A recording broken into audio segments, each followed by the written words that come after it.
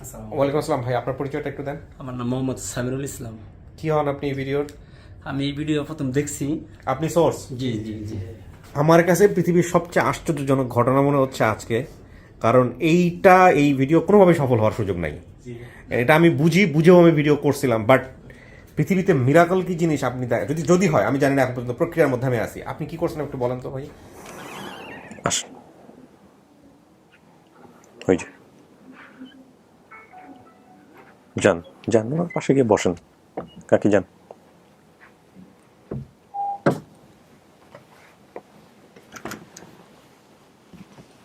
কথা বলেন।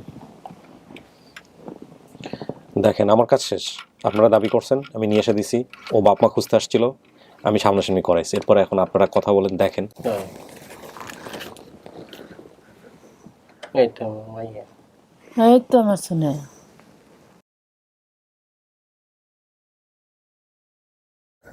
আসসালামু আলাইকুম প্রিয় দর্শক এবং শ্রোতা, আল্লাহ আপনাদের সবার মঙ্গল করুক সেই শুভকামনা জানিয়ে, সেই প্রত্যাশা জানিয়ে শুরু করছি আপন ঠিকানার আরও একটি আপডেট ভিডিও। আমি একটু সাউন্ডটা চেক করে নিই। ওকে, তো যে আপডেট ভিডিওটা আমি করছি সেটা নিয়ে আমি বলা যেতে পারে এক ধরনের আত্মতুষ্টি হয় কি ব্যাপারটি, সন্তুষ্টি এবং বলা যেতে পারে একই সাথে একটু অন্য রকমের টেনশন অনুভব হচ্ছে। কারণটা হচ্ছে, ওনার নাম ছিল সোনিয়া। সোনিয়া নামে অনেকেই আমাদের এখানে এসছেন বেসিক ভিডিওতে। 102তম পর্ব এটা ছিল এবং এটা প্রচার হয়েছিল 28/11/2021, 2021 সালের নভেম্বর মাসে। প্রায় 5 মাস আগের গল্প। এবং যিনি এসছিলেন ওনার নাম হচ্ছে সোনিয়া। ওনার তো একটা হচ্ছে যে এত মাস পরে এইরকম একটা ভিডিও যদি সফল হয়, সেটা নিঃসন্দেহে আমাদের জন্য একটা ভালো লাগা, এক্সট্রা একটা ভালো লাগা যুক্ত করে। কিন্তু এখানে আতঙ্ক বা টেনশনের বিষয় যেটা, সেটা হলো যে আপনারা দেখলে বুঝতে পারবেন। আমি একটু দেখাই আপনাদেরকে।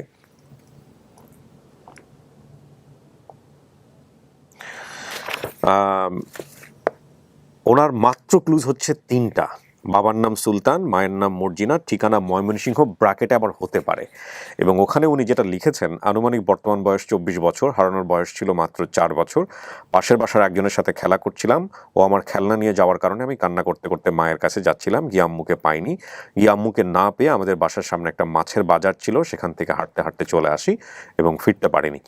আমাদের শশা ক্ষেত ছিল, বাবা সেখানে কাজ করতেন। বাসার সামনে একটা বড় গাছ ছিল, বাউন্ডারি করা পুকুর ছিল। এই পুকুরের সবুজ পানি ছিল।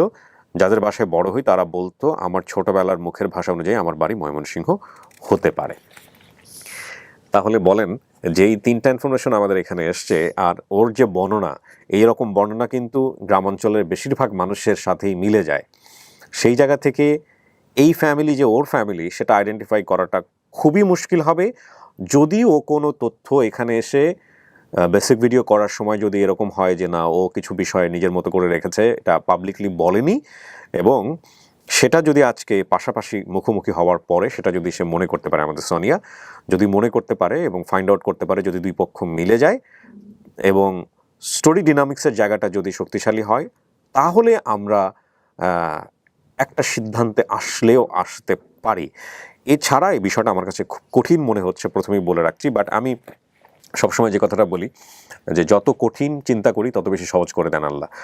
তো আজকে যেই ভিডিওটা আমি করছি, সূচনা পর্বে আপনারা নিশ্চয়ই জানেন যে আপন ঠিকানা কীভাবে কাজ করে। তারপরও বেশ কয়েকটা বিষয় একটু আপনাদেরকে একটু জানাতে চাই। প্রথম কথা হচ্ছে, আপন ঠিকানা যখন আমরা শুরু করি তখন আমরা কিন্তু বলেছিলাম যে আমরা 2 ধরনের মানুষকে নিয়ে কাজ করতে চাই। একটা হচ্ছে যারা এখানে প্রাপ্তবয়স্ক বা যারা এখানে পরিবার খুঁজতে আসেন, তাদের কথাগুলো আনতে চাই। পাশাপাশি পরিবার থেকে যারা সদস্য হারিয়েছেন, সেই সব পরিবারের মানুষদের কথাও আমরা এখানে শুনতে চাই। কিন্তু আমরা যেই সিস্টেমে বা যেই ডিনামিক্সে কাজ করি, সেই সিস্টেমের মধ্যে গিয়ে আমরা দেখেছি যে পরিবার থেকে যখন একজন মানুষ খুঁজতে আসেন, সেখানে 2 ধরনের সংখ্যা বেশি হয়।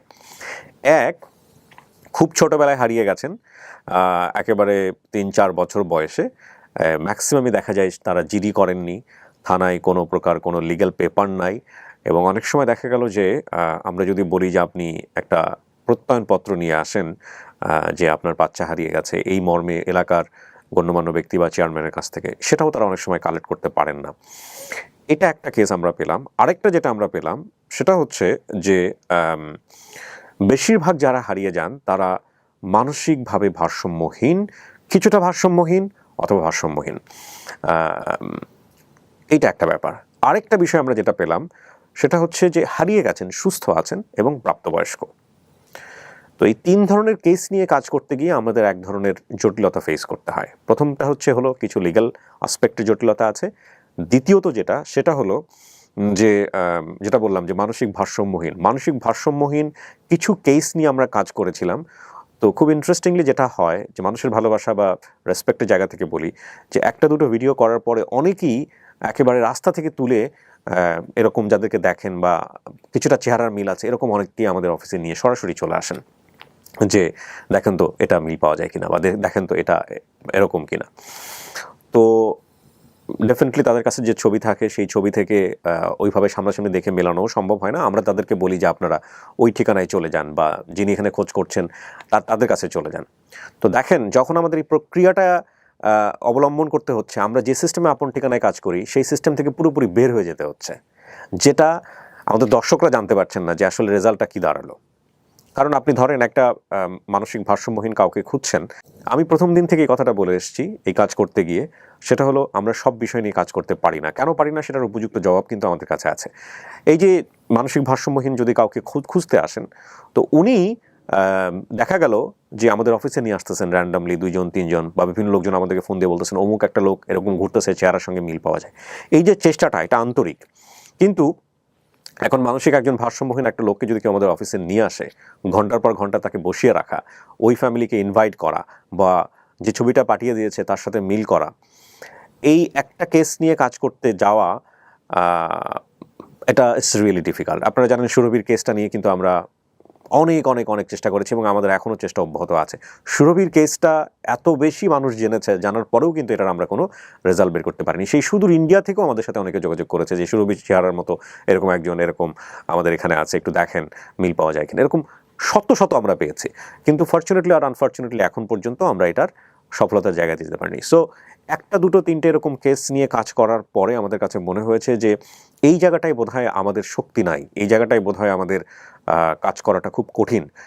সেই জন্যে আমরা ওই জায়গাটায় আমরা স্টেপ নিতে পারিনি আমাদের সামর্থ্যের জায়গাটা থেকে। এবং আরেকটা যে কেসটা আমি বললাম সেটা হলো যে পরিবার থেকে হারিয়ে গেছেন পরিণত বয়সে। অনেক সময় দেখা যায় বৃদ্ধ বাবা হয়তো রাগ করে বাসা থেকে বের হয়ে গেছেন, অথবা দেখা গেল যে ছেলে প্রাপ্তবয়স্ক রাগ করে বাসা থেকে বের হয়ে গেছেন।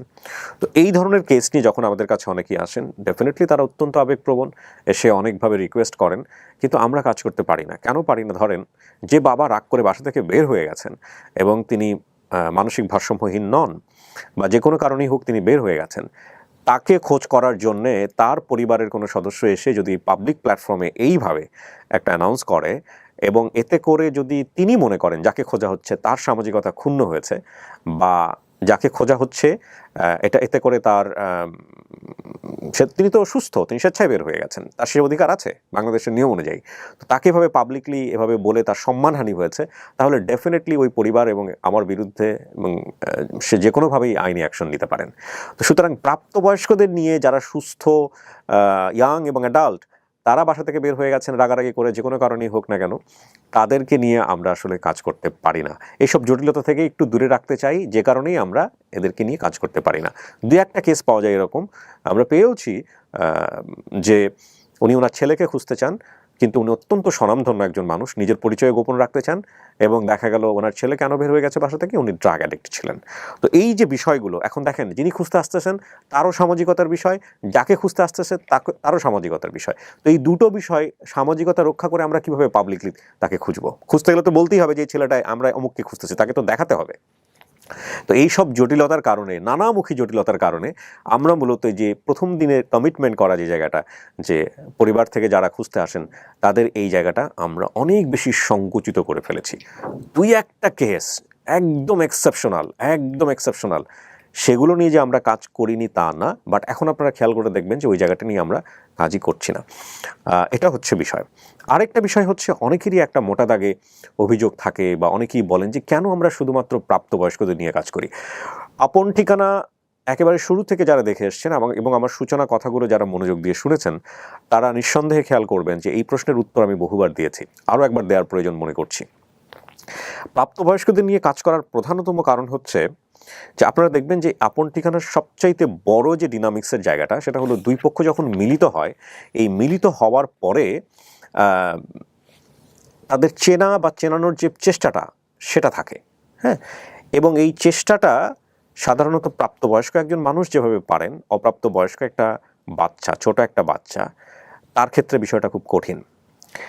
আমি সোনিয়াকে দিয়ে এক্সাম্পলটা দিই সবার সহজ করে বোঝানোর জন্য। ধরেন সোনিয়া হলো আপনার, ওর বয়স কত হতে পারে, বর্তমান বয়স 24 বলছে। ধরেন সোনিয়ার বয়স হচ্ছে 13 কিংবা 14, এবং সোনিয়ার মনে আছে মাত্র 3টা তথ্য। সোনিয়া জানে না, বাবার চেহারাও মনে নেই, মার চেহারাও মনে নেই। এখন সোনিয়াকে আমরা এরকমভাবে খুঁজে টুজে একটা পরিবার পেয়ে গেলাম যারা সোনিয়াকে দাবি করছে। সেই দাবির জায়গা থেকে তাদের কাছে কোনো ডকুমেন্টসও নাই, ছবি নাই, বা দেখা গেল যে কোনো জিডি করেননি, হ্যাঁ, কোনো কিছু প্রমাণও দিতে পারছে না, কিন্তু তারা বলছেন এটা তাদের মেয়ে। এবং হারিয়ে যাওয়া কোনো পরিবারের ওরা মানে যে কোনো হারানো সদস্য দেখলে ওরা যে নিজের মনে করে নিজের কাছে পেলে পুষে বড় করে, সেই প্রমাণ বহুবার আপন ঠিকানা এসছে। তো এইরকম একটা পরিবার যখন আমাদের কাছে দাবি করে বসলো, আমি জাস্ট উদাহরণ দিচ্ছি সহজ করে বোঝানোর জন্য, তো দাবি করে বসলো, আমরা ধরেন সোনিয়াকে নিয়ে আসলাম, সোনিয়াকে মুখোমুখি করলাম তাদের। সোনিয়া ডেফিনেটলি তাকে চিনতে পারলো না, কিন্তু ওই পরিবার উঠে পড়ে লেগেছে এটা তাদের মেয়ে, যদি হয়ে থাকে মেয়ে, কিংবা যদি না হয়ে থাকে, এই যে উঠে পড়ে লাগা বা এই যে আইডেন্টিফাই করাটা, সোনিয়া ধরেন চুপচাপ করে বসে থাকলো, সে তেমন একটা রিপ্লাই দিল না, চিনতে পারে নাই, সে তো তার বাবা মার চেহারাই মনে নাই, সে সন্দিহান। এইরকম একটা জায়গা থেকে তখন সিদ্ধান্ত কি আসবে?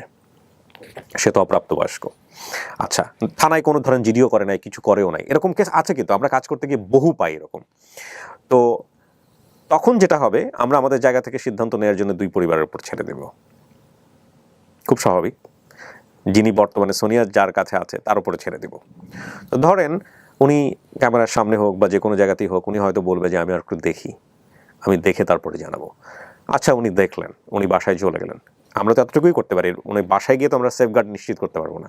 উনি বাসায় চলে গেলেন, চলে যাওয়ার পরে উনি ধরেন বেশ কিছুদিন দেখলেনও, এক পর্যায়ে হয়তো উনি পারিবারিকভাবে চাপ অনুভব করলেন মেয়েটাকে কাছে না রাখার জন্যে। আমি জাস্ট নেগেটিভ আসপেক্টগুলো আপনাদেরকে বলতেছি, কারণ এরকম একটা ঘটনাই পুরো প্রক্রিয়াকে প্রশ্নবিদ্ধ করতে পারে, যে জন্য বলছি।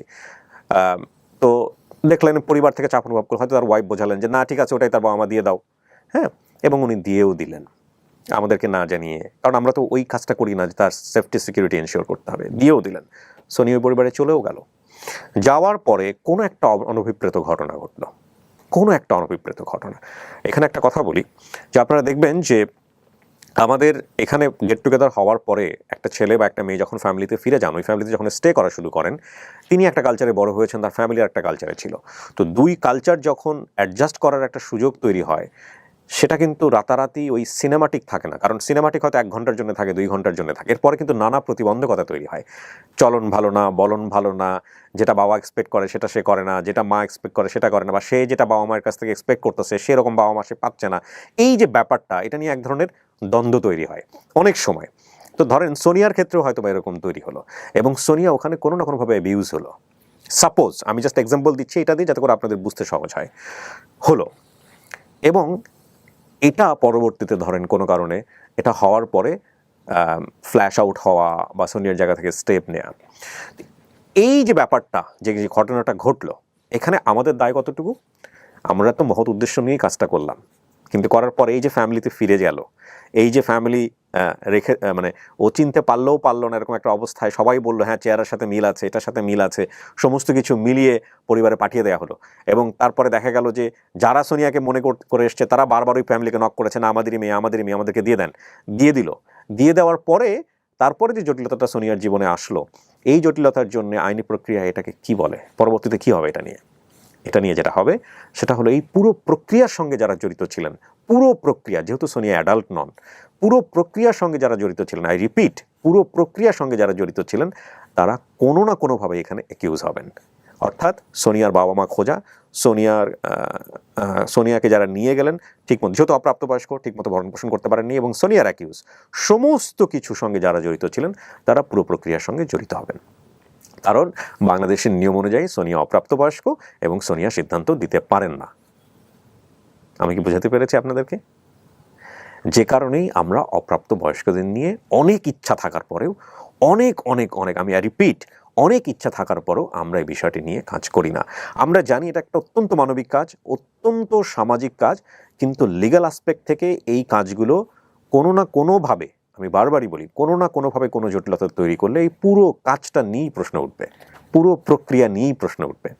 যে কারণেই আমি সবসময় একটা কথা বলি, ঢাল নেই, তলোয়ার নেই, নিধিরাম সর্দার। আমাদের হাতে যতটুকু আছে, যতটুকু আমরা করতে পারি, আমরা এই যে ফেসবুকে যেভাবে করছি বা যেভাবে আমরা করছি, এখানে যতটুকু ত্রুটিমুক্ত রেখে করা সম্ভব ততটুকুই আমরা চেষ্টা করছি।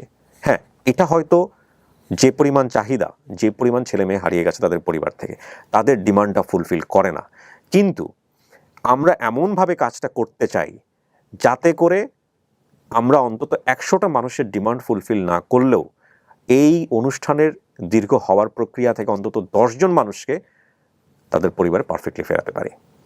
আপনি বলতে পারেন যে হ্যাঁ, আপনার বাকি 90 জনকে নিয়েও চিন্তা করা উচিত। ডেফিনেটলি আমরা চিন্তা করি। এখন ওই চিন্তা করার জায়গাটা যদি আমরা কাজ করতে গিয়ে পারফেক্টলি করতে না পারি, এই 10 জনকে যে ফেরাচ্ছি এটার পসিবিলিটিও বন্ধ হয়ে যাবে। আমি কি বোঝাতে পেরেছি? সো যে কারণেই আমরা অপ্রাপ্ত বয়স্কদের নিয়ে কাজ করি না, কারণ অপ্রাপ্ত বয়স্কদের নিয়ে কাজ করলে এই জটিলতা আছে, এবং এই জটিলতা এটা খুবই সিরিয়াস টাইপের জটিলতা। তো এই হচ্ছে বিষয়। আর প্রাপ্তবয়স্কদের নিয়ে কাজ করলে ঠিক উল্টো, ভাইস ভার্সা যদি আমরা বলি, যে তিনি এখানে বসে সিদ্ধান্ত দেন, তিনি এটা তিনি মেনে গেলেন, ফাইন, অ্যাকসেপ্টেড।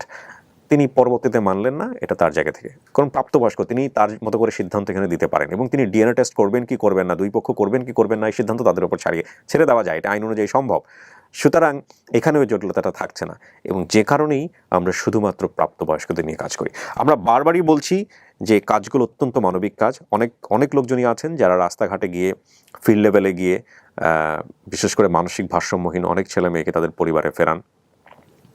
আমার দুই একজনের কাজ দেখার সুযোগ হয়েছে, দু একজনের কাজ আমার ভালোও লাগে। ডেফিনেটলি রাস্তায় পড়ে থাকতো, একটা খুব বাজে একটা এনভায়রনমেন্টের মধ্যে হয়তো সে, আল্লাহ না করুক, সে হয়তো চলে যেত, তো সেখান থেকে সে ফ্যামিলি পেল। এটা নিঃসন্দেহে অনেক বড় কাজ, কিন্তু এটা ওনাদের জায়গা থেকে ওনারা করতে পারেন, কিন্তু আমাদের জায়গা থেকে আমরা করতে পারি না। আমাদের কিছু ব্যর্থতা আছে, এবং সেই ব্যর্থতা আমি সবসময় স্বীকার করে নিই। আমরা বরং বিষয়টিকে এভাবে চিন্তা করি যে এত যে লিমিটেশন, এই লিমিটেশনের মধ্যে যতটুকু আমাদের পারফেক্টলি করা সম্ভব অতটুকু আমরা চেষ্টা করি, অতটুকু করতে থাকি।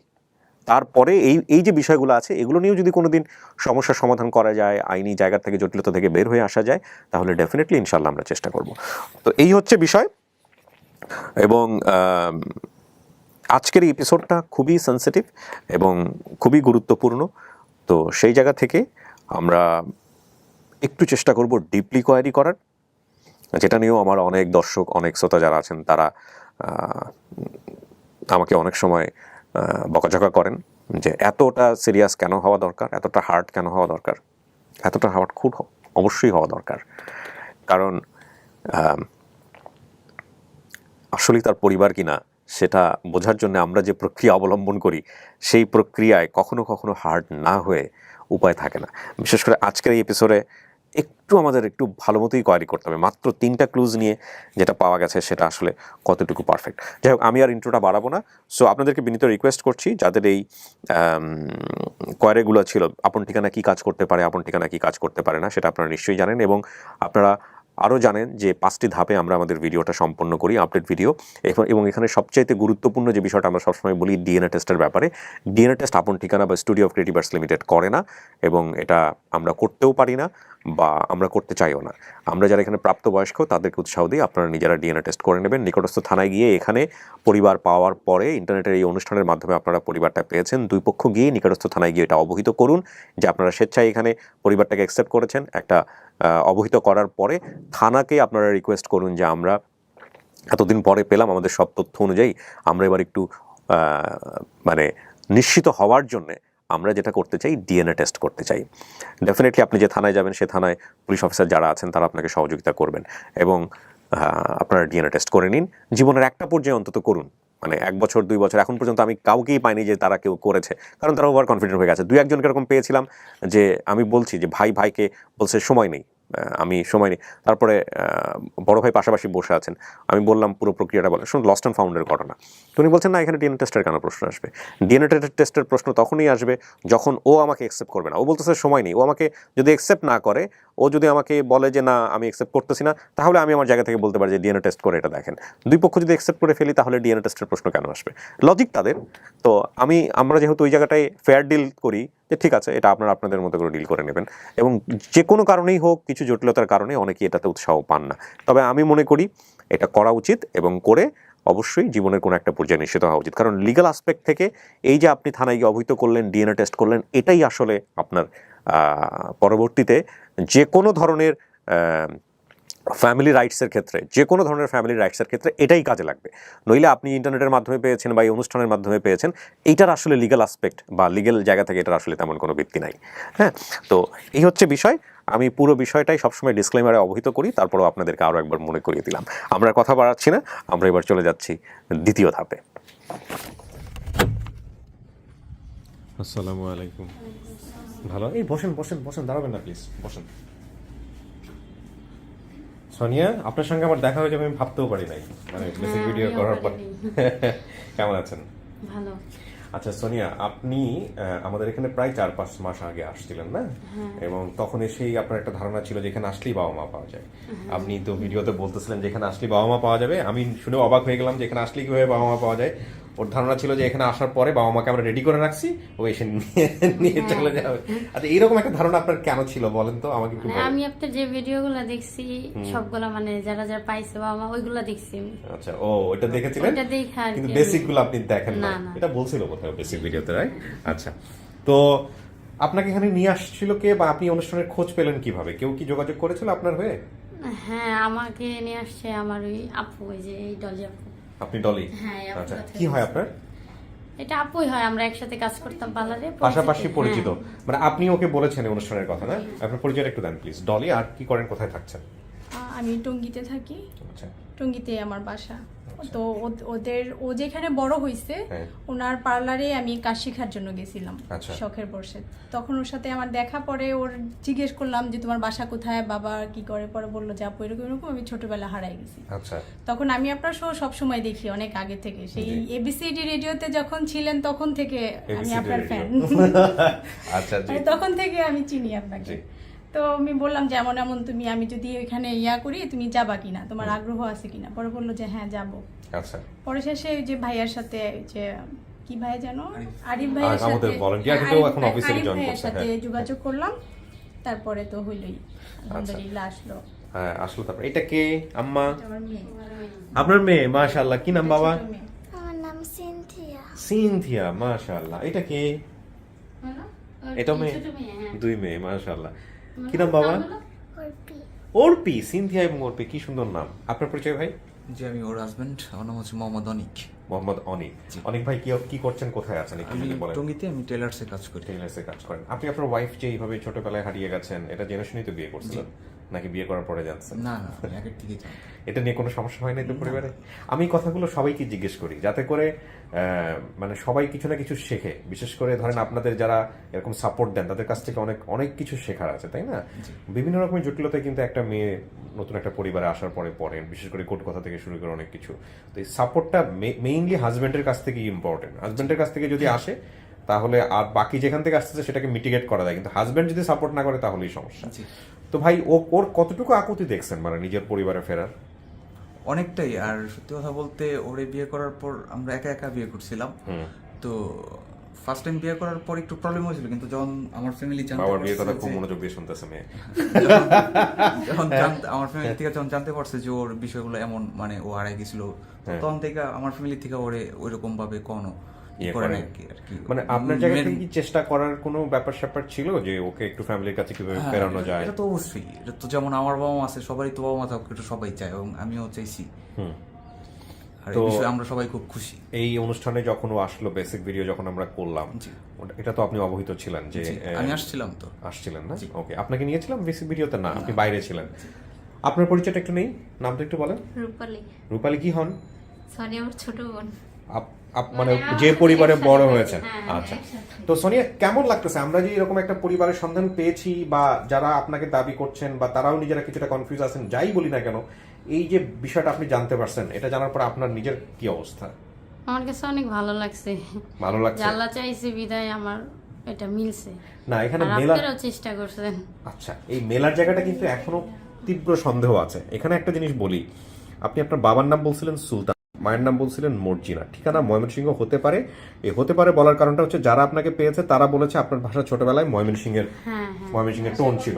হ্যাঁ, তো এখন এখানে যে জিনিসটা আমি পাচ্ছি সেটা হলো, তথ্য বলতে আপনার মনে থাকা তেমন কোনো তথ্য নাই, কিন্তু এখানে যে জিনিসটা হেল্প করতে পারে সেটা হচ্ছে ছোটবেলায় বাবা মার সঙ্গে যদি কোনো ঘটনা, পারিবারিক কোনো ঘটনা যেটা আপনি ভিডিওতে বলেন নাই, এগুলো একটু তাদেরকে জিজ্ঞেস করে ভেরিফাই করে নেওয়া।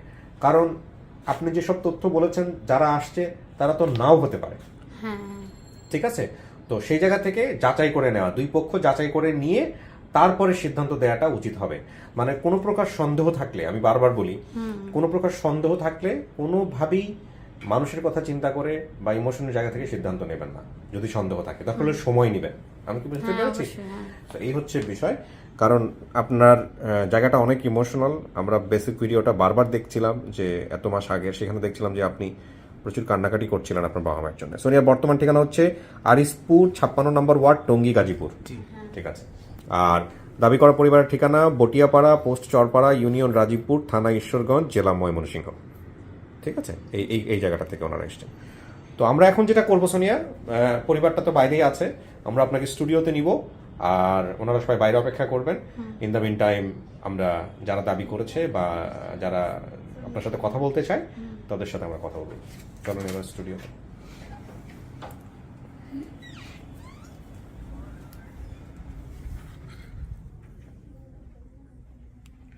বসেন।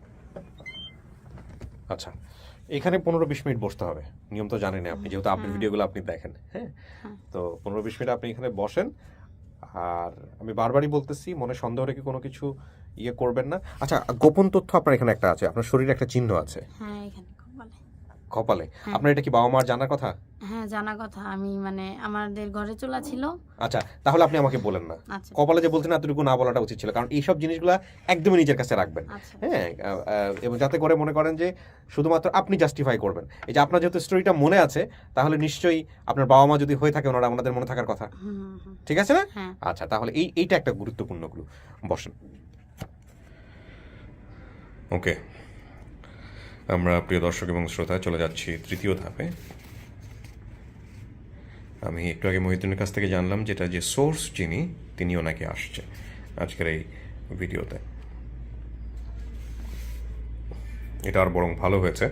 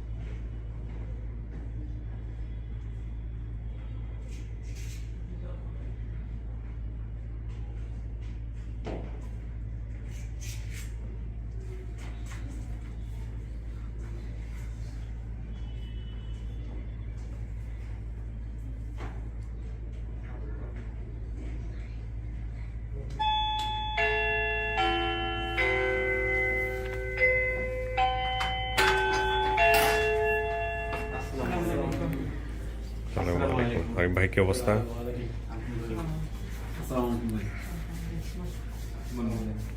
আসসালামু আলাইকুম।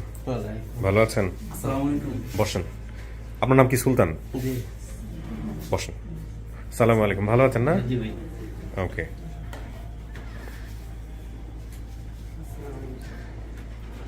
ভালো আছেন সবাই?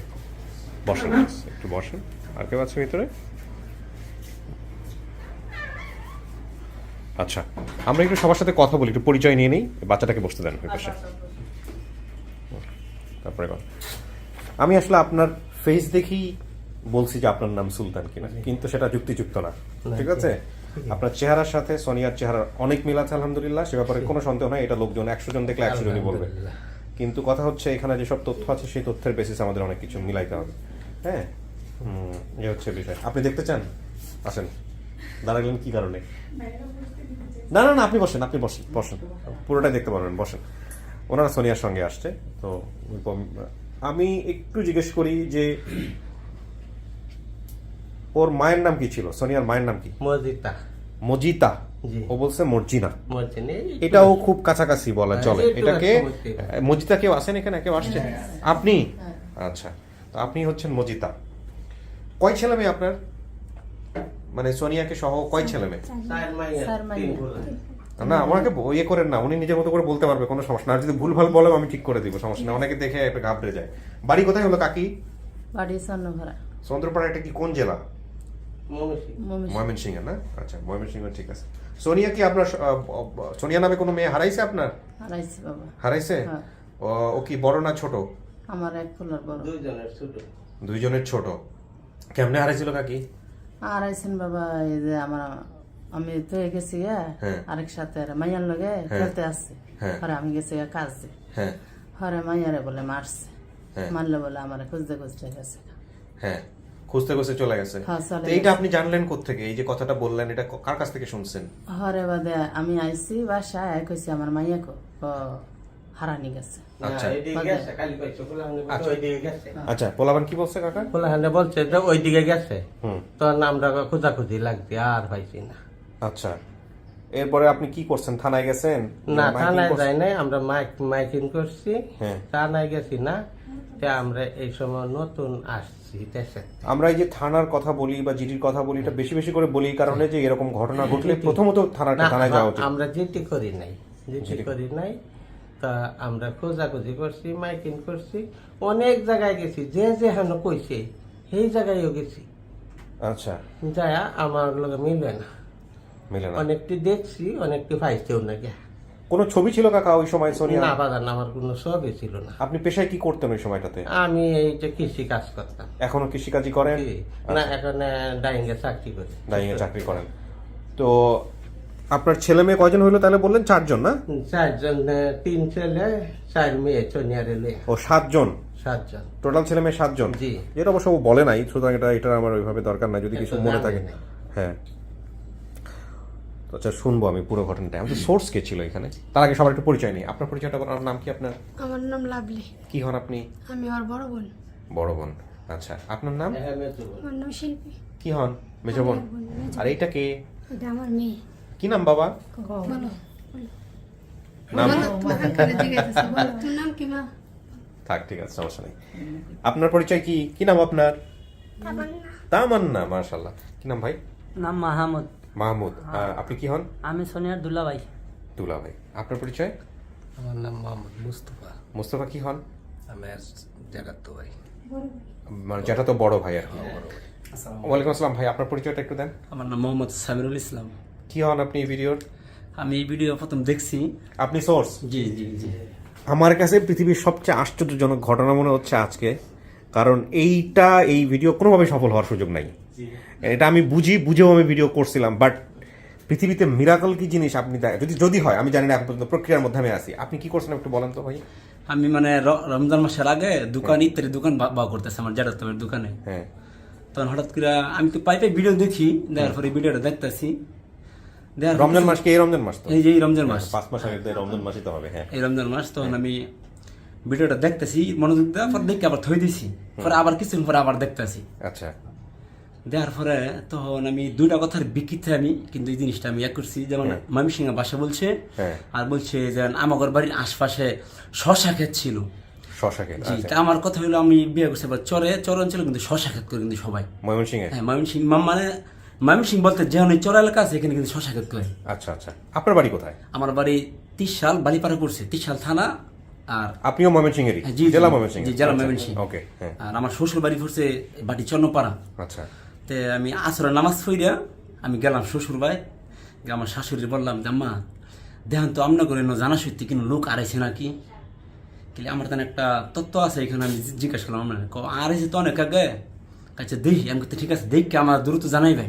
আপনার শাশুড়িকে বলছেন এটা? হ্যাঁ আমার শাশুড়িকে বলছি, তখন শাশুড়ি আমার ওই যে আমি স্ক্রিন টাচ করে ছবিটা নিয়ে গেছিলাম, তো দেখাইলাম, পরে আমি আইসা গেছি। আওয়ার পরে বাবা ইমুক কেন, বাপের নাম ইমুক, মার নাম ইমুক, সের নাম ইমুক, তুমি কাঠামদের মিলে আছে, তাহলে আমার নাম্বারটা তার থেকে সংগ্রহ করে দেওয়া হয়। তার মানে আপনি আপনার শাশুড়িকে এটাও বলেন নাই যে এই মেয়ের নাম কি আর বাপের নাম কি, এটার নাম কি, এগুলো কিছু বলেন নাই? আপনার শাশুড়ি বলছে উল্টা? না আমি শাশুড়িরে বলছি, বাপের নাম সবকিছু কইছি। ও কইছেন? আচ্ছা আমি বলছি, বলার পরে আমি দেন তত্ত্ব লো।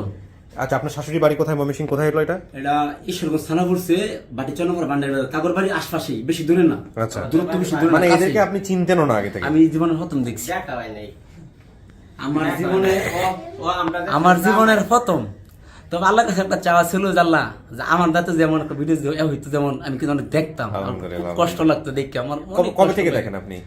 আমি মোটামুটি 5-6 মাস ধরে দেখতেছি আর কি। ও আপনার নিজের ইচ্ছা ছিল যে এরকম একটা ভিডিও যদি সফল হতো? না সফল হইতে বলতে মানে কি, আপনার দেখতে হাতে? আমার কষ্ট লাগতো, আমার কাছে আমার আচ্ছা। খুব কষ্ট লাগে দেখে, মানে অনেক কান্দাকাটি করে খুবই কষ্ট লাগে, কারণ আমার তো মা নাই, দেখলো যার মাথায়ও মা পাইতেছে না, এর মতন কষ্ট আরো আছে। হ্যাঁ ঠিক। চিনে গেছি।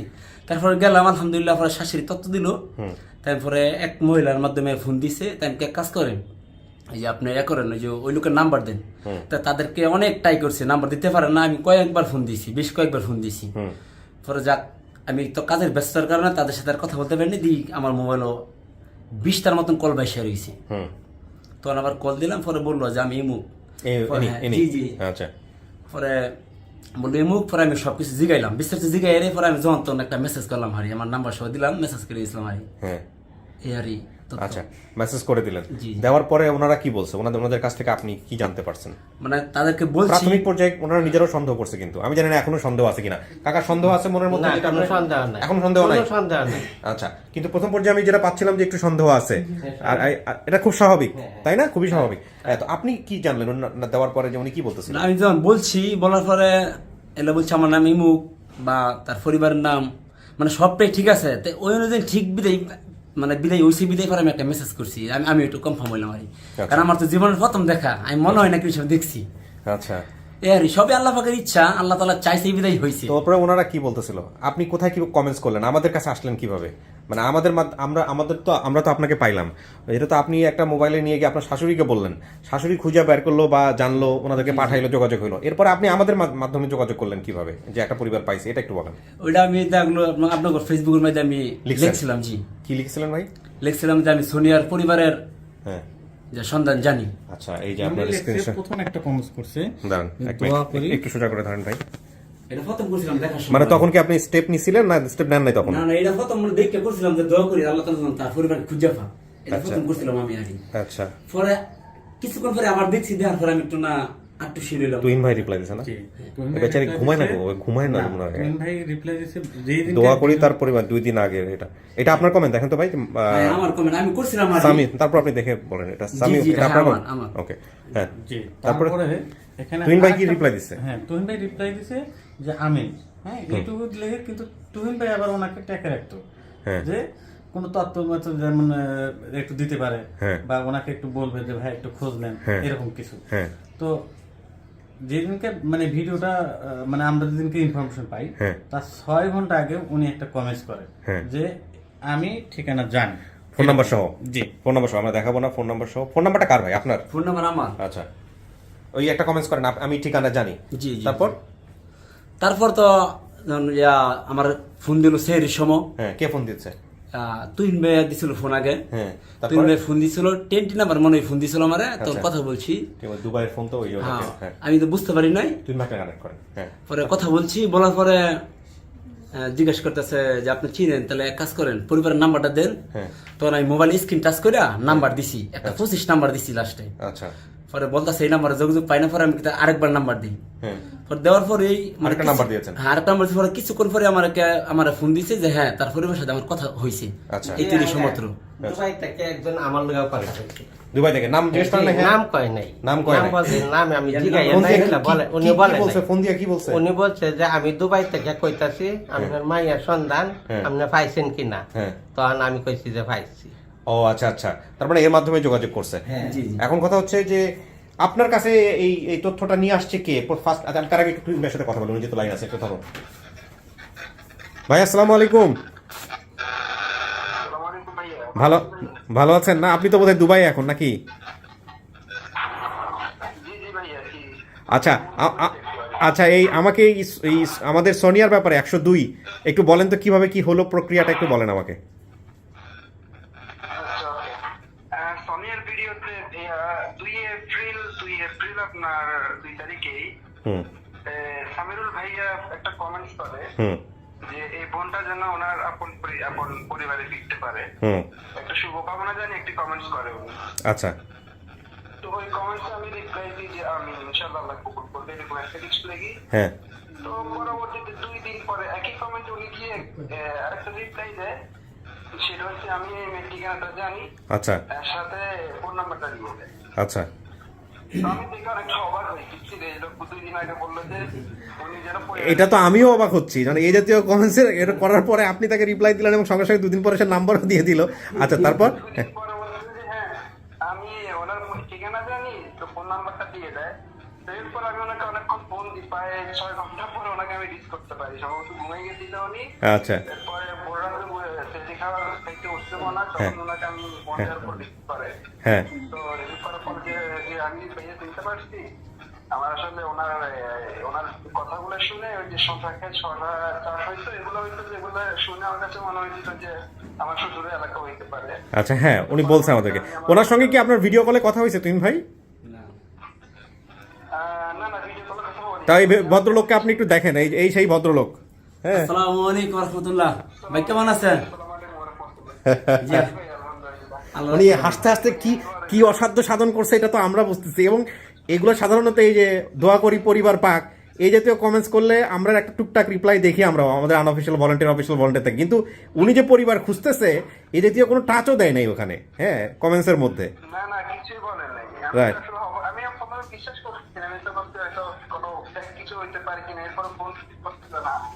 তো মোটামুটি 6 ঘন্টা পরে যে উনি আমাকে একটা নাম্বার দেয়, আমার পরিবারের কথা বলার পরে আমি নিশ্চিত হয়ে আমার অবস্থান থেকে, পরে আমার ফোনে ব্যালেন্স শেষ হয়ে গেছিল। এরপর আমি নাম্বারটা আরিফ ভাইকে দিই যে বিষয়টা একটু ভালো করে আপনি দেখেন, আমি পার্সেন্টেজ একটু কথা বলছি। মাশাআল্লাহ, এরপর আরিফ ভাই বিষয়টা দেখে। মাশাআল্লাহ। তুহিন ভাই আপনি সুস্থ থাকেন, দোয়া। আপনার কমেন্টসের নোটিফিকেশন আমি পাই আমার মোবাইলে টুংটাং রাত 2টা 3টা 4টা 5টা, হ্যাঁ, অলওয়েজ সে রিপ্লাই দিতে থাকে। ভালো থাকেন ভাই, দেশে আসলে আবার দেখা হবে ইনশাল্লাহ। জি ভাই, ইনশাআল্লাহ দোয়া করবেন। জি জি, যে আপনাকে সালাম দিয়েছে আমাদের সামিউল ভাই। আসসালামু আলাইকুম ভাই।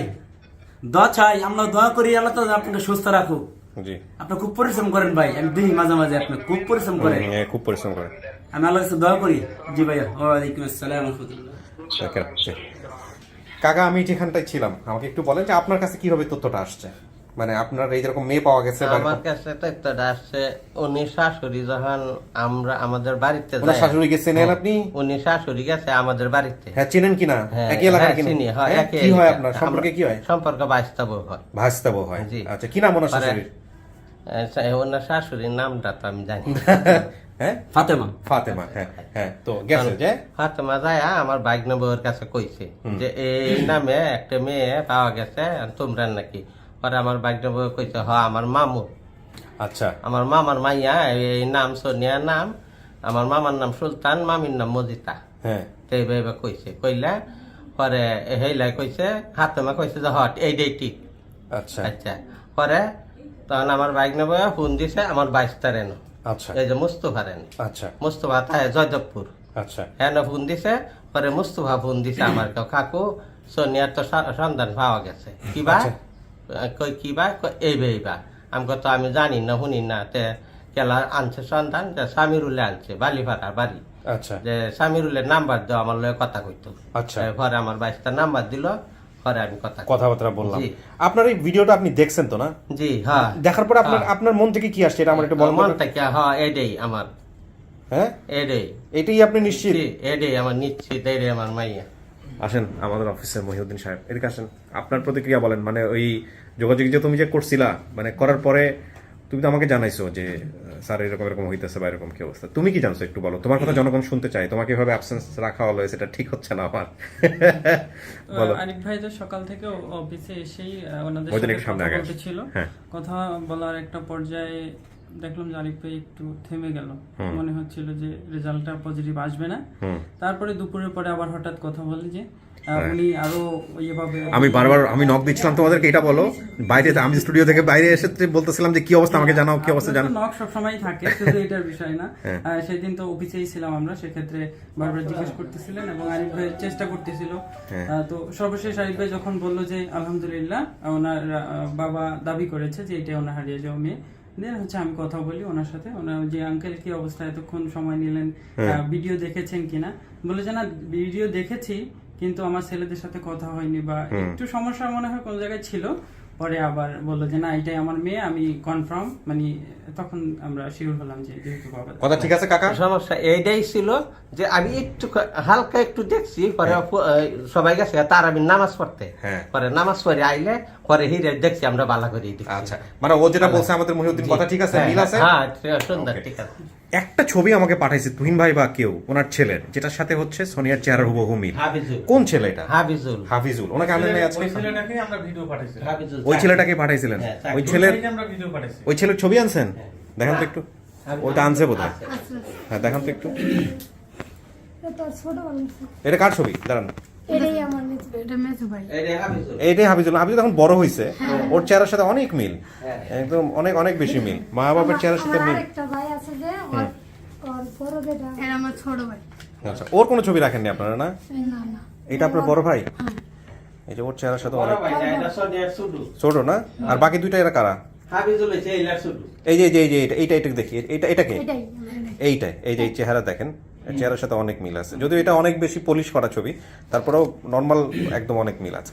তো ঠিক আছে কাকা, এখন কথা হচ্ছে আপনারা তো নিশ্চিত হয়ে আসছেন, মেয়ে যে তারও নিশ্চিত হওয়ার ব্যাপার আছে, সে হয়তো প্রশ্ন করবে, দেখবে, শুনবে, জানবে, তারপরে তিনি তার অভিমত জানাবে। ঠিক আছে, আমি ডাকবো ভিতরে, বসেন।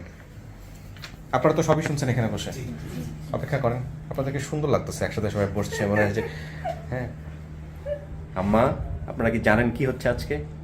হ্যাঁ, ও জানে না। ওরা কি নানা নানি মিস করে বা খোঁজাখুঁজি করে? সকালে 6টা বাজে ঘুম থেকে উঠে বসে আছে এই নানা নানি দেখার জন্য।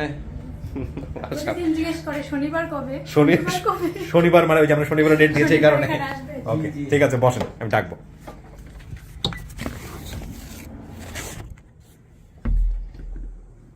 সোনিয়া, কিছু কি শোনা গেছে?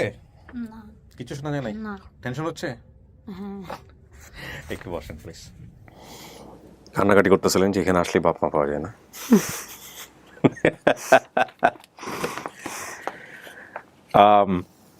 আমি আবারও বলি যে এই অনুষ্ঠানটা যারা দেখেন একেবারে শুরু থেকেই খুব মনোযোগ দিয়ে পুঙ্খানুপুঙ্খভাবে যে আসলে কিভাবে এই প্রক্রিয়াগুলো হয়, তারা খুব ভালো করে যদি অবজার্ভ করেন এই অনুষ্ঠানগুলো, কিছু কিছু ঘটনা ঘটে যেগুলো রিয়েলি আনথিঙ্কেবল।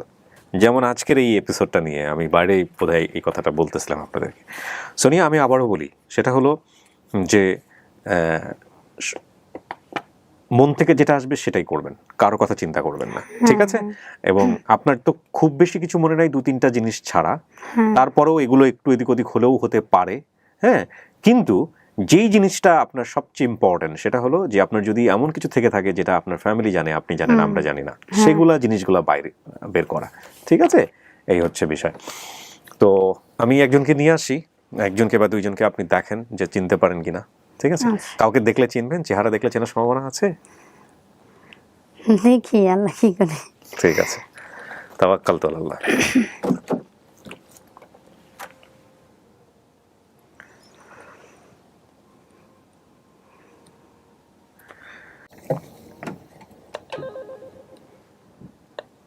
বলো না। দুই, হ্যাঁ।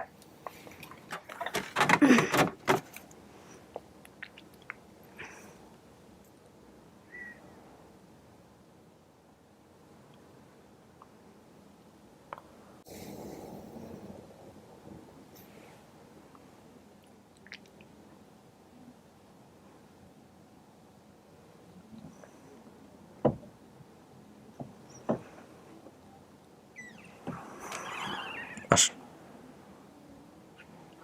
ওই যে যান আমার পাশে গিয়ে বসেন। কাকি যান।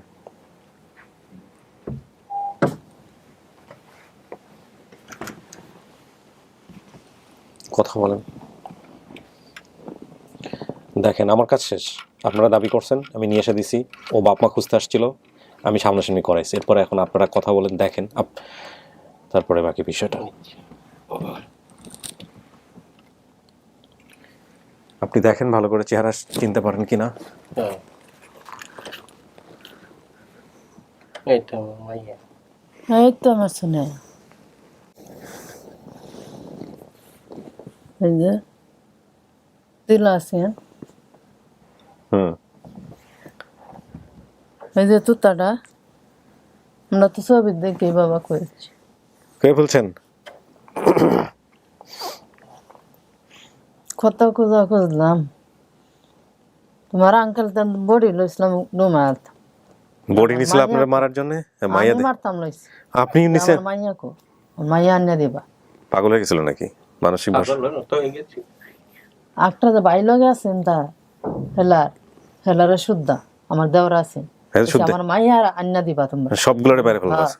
আচ্ছা, কত জায়গায় গেছে বাবা, মাইক মারছি, আমার সোনিয়া ভাইলে রাইতে আমার মাইয়ারে লই আইছে দিনে আর আনি গেছে, আমার মুখটা দেখে পেটের দান্ডা বাবা আইছে মঞ্চারে রাতটার সময় আইছিল, দিনের 8টার সময় খেলার মধ্যে তো হয়ে গেছি আমরা।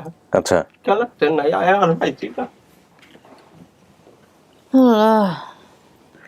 ওই যে সোনিয়া, আপনি দেখে তো চেনেন নাই, চেহারা দেখে চিনছেন? আমি আমার বাবারই চিনছি। সত্যি আপনি চিনছেন?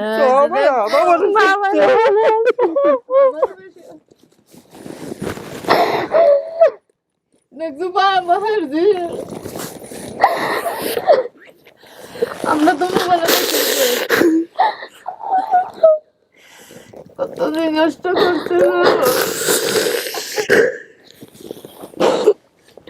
বাইরে কইতে আমরা জানলো কইছিল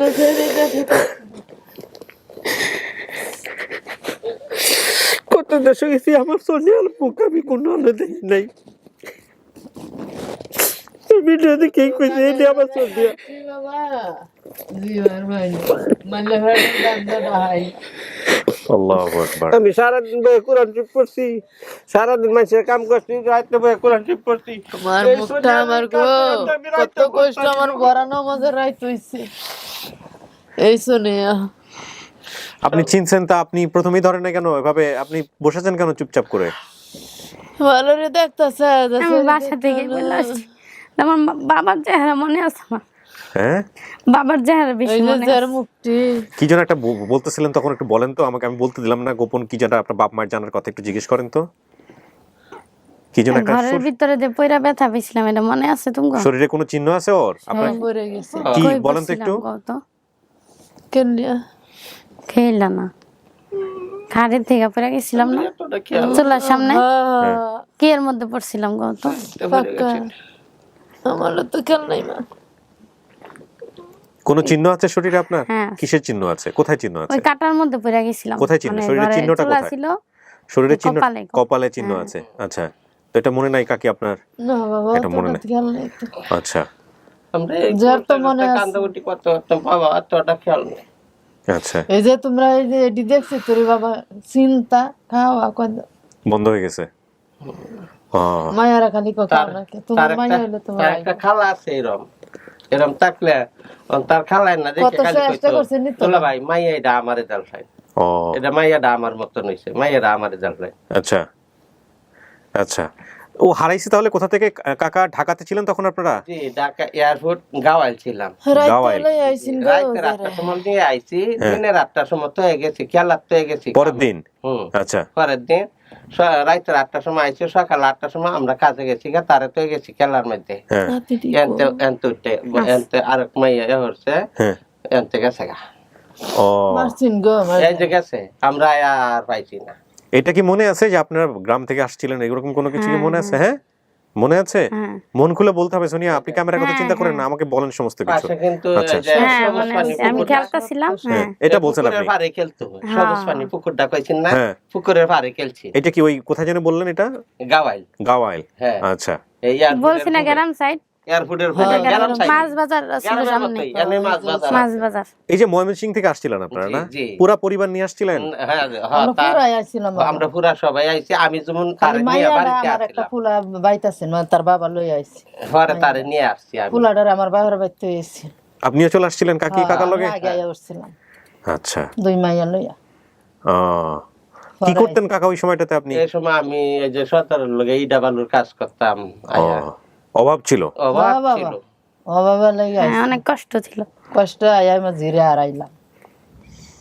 এটাই আমার মনের ভিতরে শেষ দুঃখ হয়ে যায়। আমি দুনিয়ার সব ইয়া করতেছি, খালি যে আমার উড়া নাই, এইটাই আমার দুঃখ বড়। মায়েটা হারাই গেল ঢাকা শহরে এসে। হ্যাঁ, এই যে কি কলঙ্ক কামাই করলাম, ঢাকায় মায় হারাইলাম, এইটাই আমার। আর কত জায়গা দেখলাম বাবা না, আমার সোনি আল্লাহ মিলে না। এই 3 বছর আগেও টঙ্গী বাজার একটা গার্মেন্টস আছে, হ্যাঁ, আমার একজনের সন্ধান কইছে, একটা মাইয়া আরানি আরেকজনে পাইছে, মনে আছে অনেকগুলা ভাই বোন আছে, গেছি কেউ নাম তো কইতে পারলাম না। এইটাই কইতে আমার না হতা তো আম্মা কইতারে না। অনেকগুলা ভাই বোন আছে? 7 ভাই বোন আপনারা? তুমি ঠিক আছে। বাবুরে লয়ে গেছে মোলা উঠাই বলছিলাম আপনার অনেকগুলা ভাই বোন আমার, কিন্তু আমার মনে নাই। বাবু তুলছিল বাবু যে তোমার ছোট ভাই, তুমি যে বাবুরে লয়ে গে মোলা উঠাই আনতা, তোমার কথাটা মনে আছে?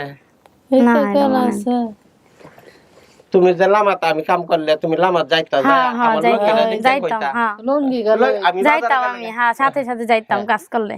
লঙ্গিটা দেখে কইতো এটা আমার আব্বার লঙ্গি, লয়ে গায়া হচ্ছে। এটা লয়ে আয়া হতো বাসায়, বাড়িতে আয়া হতো। আমারে যারা পাইছে তাদের জিনিসও যদি কেউ ধরতো নিয়ে মনে হলে লুকায় কষ্ট লাগে না? এটা খুব কষ্ট লাগে। হ্যাঁ, এগুলো খুবই কষ্টকর। আল্লাহ, মানুষ আসলে ওই যে বলেন না যে মানুষ একটা মানুষ চলে যায়, হারিয়ে যায়, মারা যায়, মানুষের জন্য কষ্ট আমরা কেন পাই? কারণ ওই মানুষের কিছু স্মৃতি থাকে। ওই যে লুঙ্গি নিয়ে কথা যেটা বললো না, এইরকম কিছু স্মৃতি কিন্তু বুকটাকে একদম দুমড়ে মুচড়ে দেয়। হ্যাঁ, এই লঙ্গি রইল গোসল করে লঙ্গি লারি আরো আমার কত মনে হয়। আমি লঙ্গি লাল আমার মাইয়া লইছে গাবিছে দে কি লঙ্গি লইছে কোন যায় ওই তোমরা কলারে তো দিছ লয় আসছি। এটা কইছে কাকি, আপনি যখন শুনছেন মাইয়া পাওয়া গেছে, মাইয়া এরকম বের হইছে, তখন আপনি কি কইছেন? আজ যে ভিডিও টিডিও নিয়ে আপনারা দেখায় না যে মাইয়া বাইর হইছে, কি করছে এটা কোন? আমি কইছি দেখার পরে কেমন লাগছে?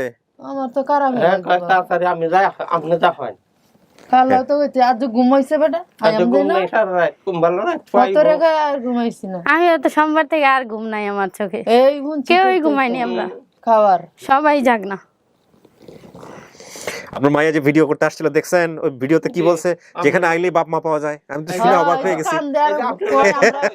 তোর বাইরে নাই এবারে তো আমরা পাগল, তোর বাইরে নাই অফিস তাই আই দেখে দেখ কে আরে আমরা 12টা 1টা করে হতি। শোনেন, আমি একটা মজার ঘটনা বলি।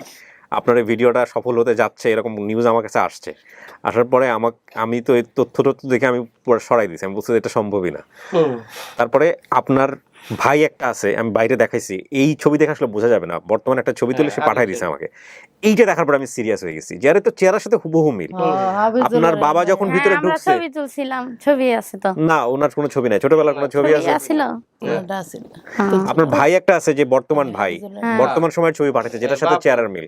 কিন্তু আপনার বাবা যিনি ঢুকছেন, ঢোকার সঙ্গে সঙ্গে আমি জিজ্ঞেস করছি আপনি কি সুলতান? মানে আমি নিজে জিজ্ঞেস করছি। আমার বাবার কথা মনে আছে, আমি সবসময় বাসায় বলি আমার বাবার কথা মনে আছে, আমার সবসময় মনে থাকে। লই আইছে যে দেখছে বেশি আমার কাছে আমার পাশে সব সময় থাকতো।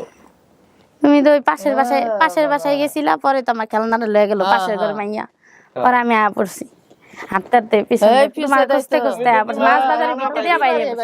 তুমি যদি বলো না বাইরে, 10 মিনিট পরেই তো আমি আইছি। হ্যাঁ, মাছ বাজারের ভিতরে দিয়ে যে মেন রাস্তায় বাইরে, আর রাস্তা খুঁজে পাই না। গলিছি ভাত করে। এরপরে কি কাকা এখানে ছিলেন নাকি বাড়ি চলে গেছেন আবার? না, 11 বছর থাকিয়েছি। 11 বছর থাকছেন ওইখানে? 11 বছর এই জায়গায় রয়েছি, তাও দেখি মাইয়ার সন্ধান কোন জায়গায় পাই, তাও পাই নাই। পরে 11 বছর পরে টঙ্গী আইছি। টঙ্গী আইছি, এটা 11 বছর গিয়া 12 বছর রানিং, এই 23 বছর হইছে। অনেক যে টঙ্গী থাকতেছে। ময়মনসিংহ থাকা হয় না?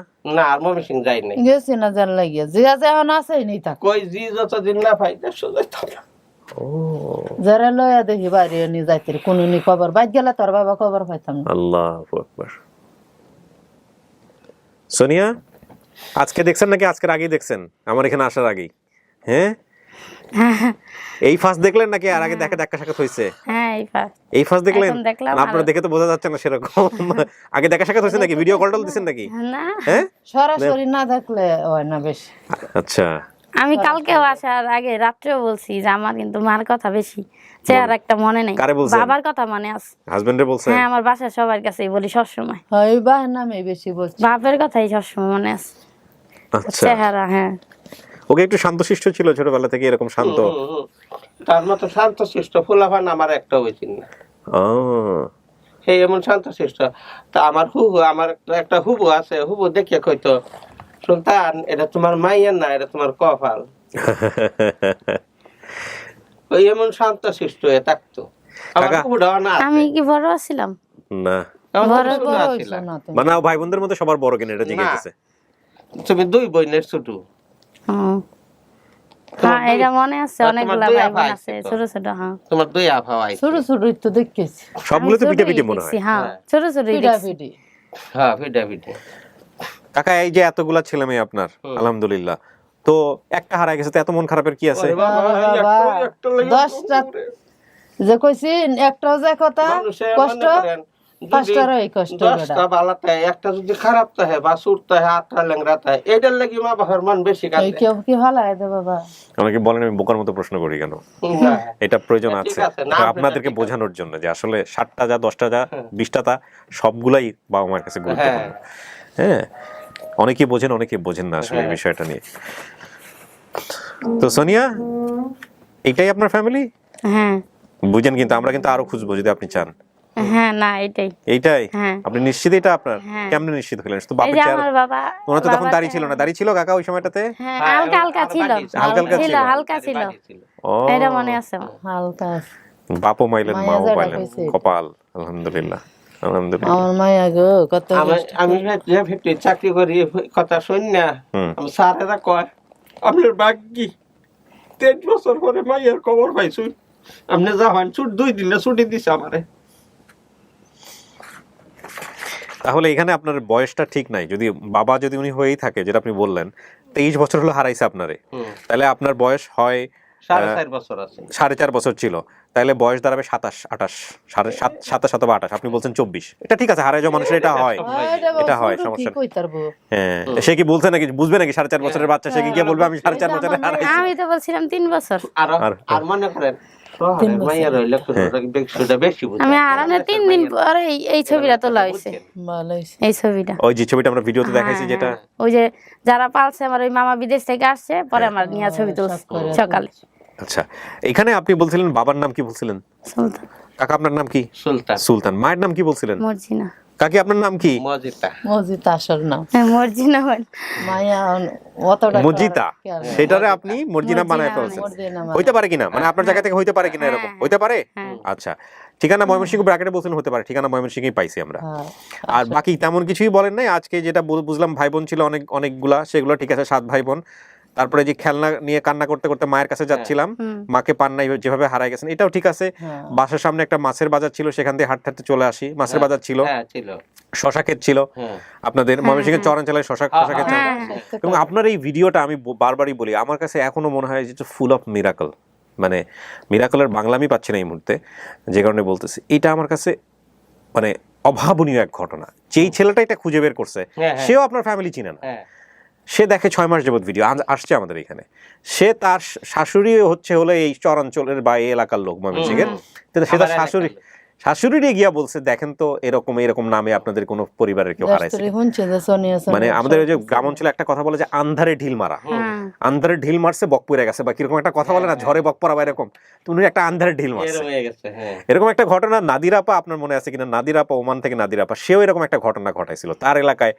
কোন একটা কেস আমি রাইট নাও মনে করতে পারছি না, যে আন্ধারে ঢিল মেরে বক পড়ে যাওয়ার মতো ঘটনা। আপনার ক্ষেত্রেও তাই হয়েছে। ওনার শাশুড়ি বলছে হ্যাঁ বাবা এরকম তো পরিচিত লাগে। ওনার শাশুড়িকে ভাস্তাবো হয় আপনার না? ওনার হচ্ছে ভাস্তাবো। তারপরে গিয়ে ওনাদেরকে দেখাইছে প্রতিবেশী ভাস্তাবো, ফাতেমার নাম। এরপরে আপনার বাবা দেখার পরে আমার এক বাগনির লোকের কথা কইছে। আপনারা তো থাকেন কাকা ঢাকার টঙ্গিতে, উনি তো থাকেন ময়মনসিংহ, কেমনে পাইলো আপনাদেরকে ফাতেমা? ভাতা ভাত বাড়িতে থাকে ময়মনসিংহ? এলাকারই তো আচ্ছা, এই পাশে বেশি দূরে না বাড়ি পাশাপাশি এই বাড়ি থেকে ডাক দিলে এই বাড়ি শোনা যাইবো তো আপনি তো বললেন যে আপনি এখন টঙ্গী থাকেন না, কোথায় জানেন? আমি তখন তাই তো তাহলে আপনার কাছে তথ্য আসলো কিভাবে? উনি তো ময়মনসিংহ থাকে। পরে ময়মনসিং থাকলেও পরে উনি খবর কইয়া যখন আমার ভাগ্নির টাইম কইছে গিয়া বাগনা বইতেন বাগনা বউয়ের টাইম তখন বাগনা বউয়ে ফোন দিছে আমার 22টা তাই জয়দেবপুর আচ্ছা 22টারে ফোন দিয়া কইছে যে ভাই মামুর সোনিয়ার সন্ধান পাওয়া গেছে আচ্ছা মামুর তো এই ফোন নাম্বার নাই আমারটা কিবা কইতাম পরে আমার 22টায় ফোন দিছে আমার এনো কাকা সোনিয়ার সন্ধান পাওয়া গেছে তুমি আমি কই পাইছ মধুবাবি কইছে মধুবাবি কই পাইছে অমুক কানো ভাই তখন আপনি কই, মানে বাড়িতে না টঙ্গীতে? তখন আমি টঙ্গিতে তারপরে আপনি কি ওই, বাড়ি চলে গেছেন নাকি এখানে বসে নাম্বার দিয়ে? ইয়ান থেকে টিভি করে ও আচ্ছা, মোবাইলে ফোনে যোগাযোগ করছেন, ঠিক আছে। তো সোনিয়া আপনি বলে ফেললে আমার আর কিছু বলার থাকে না, কারণ আমাদের অনুষ্ঠানের নিয়ম অনুযায়ী যিনি ভিকটিম, যিনি এখানে আসেন, তিনি যদি বলেন এটা আমার পরিবার, তাহলে পৃথিবী উল্টাই গেল, ওটাই আমাদের মানতে হবে। এই হচ্ছে বিষয়। এখন আপনি কি বলতেছেন এটা আপনার পরিবার? 100% নিশ্চিত এটা আপনার পরিবার? হ্যাঁ, দেখছেন এখানে আসলে কিন্তু বাবা মা পাওয়া যায়। বলছি না আমি, মায়ের মুখ দেখে তো আমি মনে করছি আমার মা বাবা এনে গেলে পাইয়াম সবাইই দেখছি আমি এই ভিডিও, এইটাই দেখছি, মানে যেটা বাবা মা পাইছে ওই ভিডিওটা দেখছি, এই কারণে আমি এখানে আইসা বলছি। আমি আবারও বলি, আমি গতকালকে যে ভিডিওটা করতেছিলাম সেহরির সময়, আমি এটা আজকে যাবেন, এটা আগামীকালকে যাবে, সে সময় বলতেছিলাম যে আমার কিছু পাগল ভলেন্টিয়ার আছে, আমার কিছু পাগল ভাই ব্রাদার আছে, যারা, যেমন মারুফ ভাইয়ের কথা বলি, মারুফ ভাই আমাকে বলতেছিল একটা টেক্সটে করতে যে ভাই আমি এত ঘন্টা কাজ করি সপ্তাহে, মারুফ ভাই সম্ভবত মালয়েশিয়াতে থাকে, আর বাকি সময়টুকু উনি আমাকে হিসাব করে বললো যে 44 ঘন্টা না কয়েক ঘন্টা জানি হয় সপ্তাহে, এটা পুরোটাই হচ্ছে উনি আপন ঠিকানায় ব্যয় করে। তুহিন ভাইয়ের কথা বলি, মানে আপনারা, আমি তো নোটিফিকেশন বিষয় ভলেন্টিয়ার, আমি হয় কি ওই যে যারা কমেন্টস করেন, যেসব কমেন্টসগুলোতে আমি লাইক দিই বা রিপ্লাই করি, তো ওনারা যদি কোনো কমেন্টস করেন বা কোথাও কোনো কিছু করেন, ওই নোটিফিকেশনগুলো আমার কাছে আসতে থাকে। তো আমি যদি মোবাইল অন রেখে ঘুমাই, মানে ডাটা অন করে টুং টাং করে নোটিফিকেশন আসতে থাকে, ম্যাক্সিমাম সময় নোটিফিকেশন জায়গায় দেখি তুহিন ভাই কথা বলতেছে, যেখানে একটু সম্ভাবনা আছে সেখানে লেগে থাকে। তো এরকম কিছু পাগল পড়া মানুষজন আমার সঙ্গে আছেন বলেই, তারা আমাকে আমার কাজে সহযোগিতা করেন বলে, আমি আমার শব্দটা এখানে উইথড্র করতে চাই, আপন ঠিকানাকে ভালোবাসেন বলেই আজকে আপন ঠিকানা এই রকম লেভেলে পৌঁছে গেছে আলহামদুলিল্লাহ। আমাদের যেসব বোনেরা ভাইরা এখন পর্যন্ত আমাদের এখানে এসছেন, কিন্তু আমরা পরিবারের সন্ধান তাদেরকে খুঁজে দিতে পারিনি, তাদের জন্যে আমরা চেষ্টা করছি তাদের কেসগুলোকে নতুন করে আরও কীভাবে নিয়ে আসা যায়, এবং ওই কমেন্টসগুলো যারা ওখানে করেছেন সেগুলো খোঁজখবর আমরা রাখছি। সুতরাং হতাশ হবেন না, নিরাশ হবেন না, আপনারা বেশি বেশি আল্লাহকে বলেন। এই কাকা তো জীবনে কোনোদিন চিন্তা করছে কিনা আমি জানি না, কিন্তু চেষ্টা করছে যে 23 বছরে যেহেতু মেয়েরে পাইনি, এখানেই থাকবো, মেয়েরে খুঁজে তারপরে বাড়ি যাব, কিন্তু আল্লাহ ওনার নিয়ত কবুল করছে এবং শেষ পর্যন্ত সেইটাই হয়েছে। হ্যাঁ, সেইটাই হইল, এই হচ্ছে বিষয়।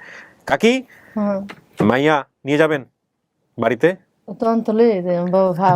যে মাইয়ার তো হাজবেন্ড আসছে, সব লয়ে যায়, নাতি আছে 2টা, মাশাআল্লাহ, নাতি জামাই সব লয়ে যায়। বাবা জামাই তো মাশাআল্লাহ খুব ভালো, আলহামদুলিল্লাহ। আমার শ্বশুর শাশুড়ি সবাই ভালো, আমার শ্বশুরটা মারা গেছে, সব আছে, সে অনেক ভালো ছিল। জামাইয়ের দেশে বাড়ি কোন জায়গা? টাঙ্গাইল। উত্তরবঙ্গ না? টাঙ্গাইল তো উত্তরবঙ্গেই বলে। আরেক মাইয়া বিয়া যে টাঙ্গাইল মধুপুর, ওখানে আনারস হয় খুব ভালো, মানে মধুপুরের আনারস বিশাল বড় বড়, আনারসের জন্য বিখ্যাত। তো এখন কথা হলো যে ঠিক আছে, আপনি যদি চিনে ফেলছেন তো আলহামদুলিল্লাহ, আমরা বলতে পারি প্রিয় দর্শক এবং শ্রোতা, আমি বারবার বলছিলাম ইন্ট্রোতে যে যেটা অনেক বেশি কঠিন সেটা অনেক বেশি সহজ করে দেন আল্লাহ। সফলতার সংখ্যা 118, আমরা 118টি ছেলে মেয়েকে আমরা তাদের পরিবারে ফেরাতে পেরেছি, এবং যে কথাটা একেবারে এই পর্বে সে লাস্টলি 118 জন হচ্ছে আপন ঠিকানা, আর ইন টোটালি হলো 148 লস্ট অ্যান্ড ফাউন্ড এবং আপন ঠিকানা মিলে। সেটা হচ্ছে যে যেগুলো অনেক সময় ব্যয় হয়ে গেছে, 4 মাস 5 মাস 6 মাস হয়ে গেছে, তারাও নিরাশ হবেন না, বেশি বেশি করে আল্লাহকে বলুন, কারণ এরকম সোনিয়ার মতো হয়তো আপনি কোনোদিন আপনার পরিবারের সন্ধান পেয়ে যাবেন ইনশাআল্লাহ। তো ঠিক আছে, চলেন এবার বাইরে যারা আসছে এদের সঙ্গে দেখা সাক্ষাৎ করাই দিই। হ্যাঁ, একটু ক্লিপটা খুলুন। ঠিক আছে, আসুন।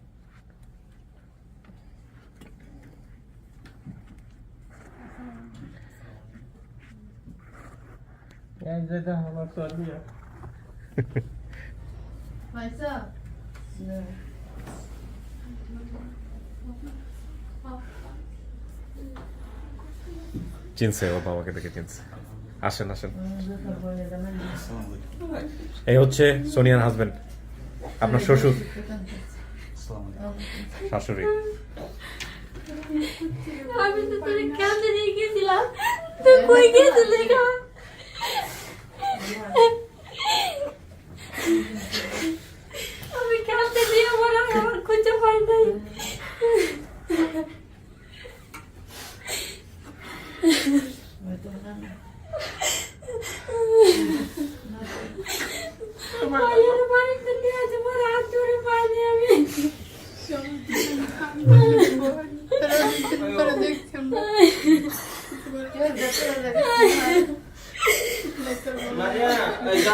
মাইয়া আছে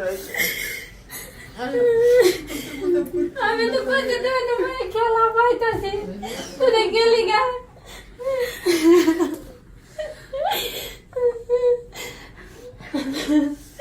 ওর ভাইয়ের বাড়িতে দিয়েছে ভাইয়া তাই করছে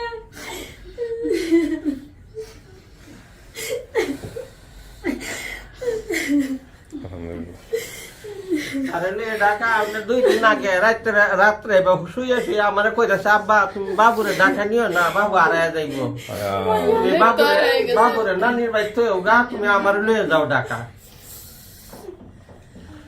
রাত্রে 8টার সময় আইছি শাশুড়ি সব পাইছেন? হ্যাঁ, আলহামদুলিল্লাহ।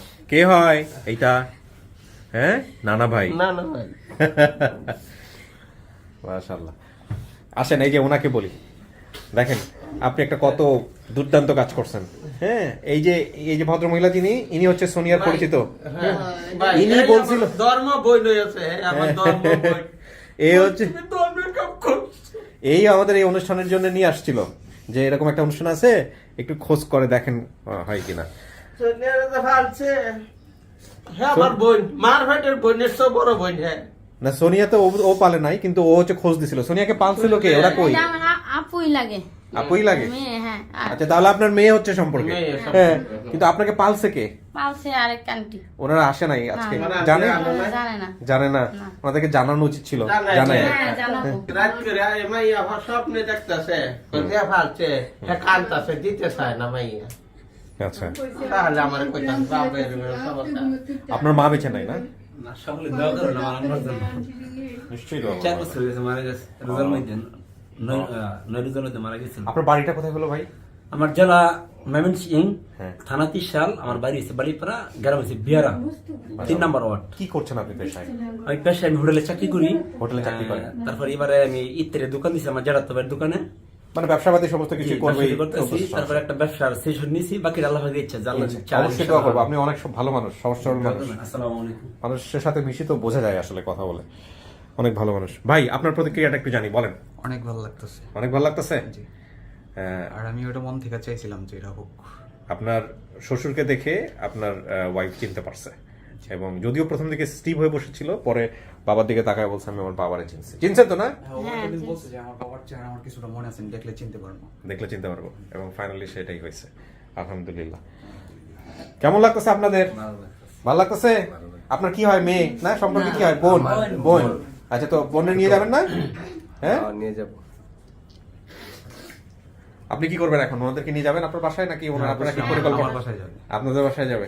তো ঠিক আছে কাকা, আমি আমার কাজ করছি।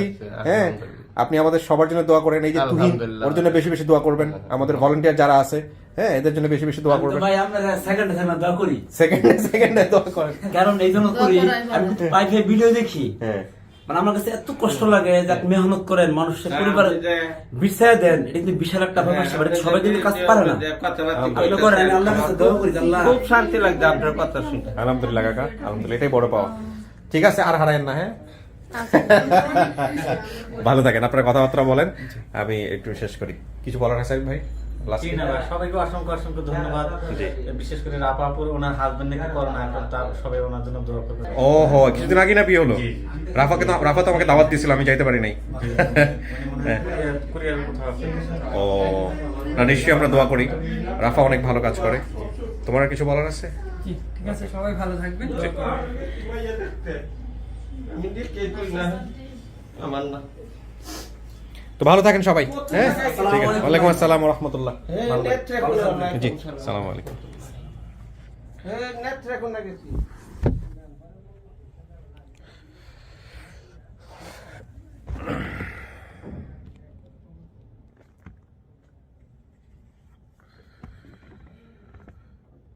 ওকে, প্রিয় দর্শক এবং শ্রোতা, আলহামদুলিল্লাহ আমরা আরেকটা সফলতায় পৌঁছে গেলাম। তবে এটা ঠিক যে এই ভিডিওটা নিয়ে আমি যথেষ্ট সন্দেহ পোষণ করছিলাম, কারণ এই 2-3টা তথ্য দিয়ে আমরা আসলে কিভাবে,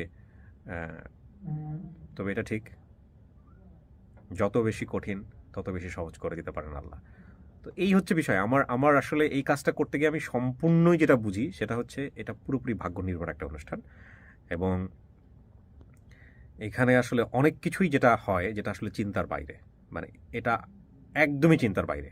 হ্যাঁ, কারণ যেভাবে ঘটনাটা ঘটেছে আপনারা যদি একটু চিন্তা করে দেখেন, সেখানে এই শত কোটি মানুষের মধ্যে এই একজন মানুষ মনে করলো যে শশার চাষ হয়, এই শশার চাষ ঠিক আছে, আমার শাশুড়ির এলাকা হয়, আমি একটু শাশুড়িকে দেখাই, ওই শাশুড়ি আবার এদের আত্মীয়। মানে এইটা কিভাবে সম্ভব, এটা আসলেই কিভাবে সম্ভব আমার নিজেরও মাথায় আসে না, নিজের বুদ্ধিতে আসে না। বাট এগুলো হচ্ছে যেভাবে হচ্ছে সেভাবেই আমি উপস্থাপন করছি, এবং সবসময় একটা দোয়া বিশেষভাবে চাই, ত্রুটিমুক্ত থেকে যেন এই অনুষ্ঠানটা করতে পারি। অনেক ভালো থাকুন। আজকের মতো এখানেই শেষ করছি। আল্লাহ আমাদের সবাইকে কবুল করুক সেই প্রত্যাশায়। আসসালামু আলাইকুম।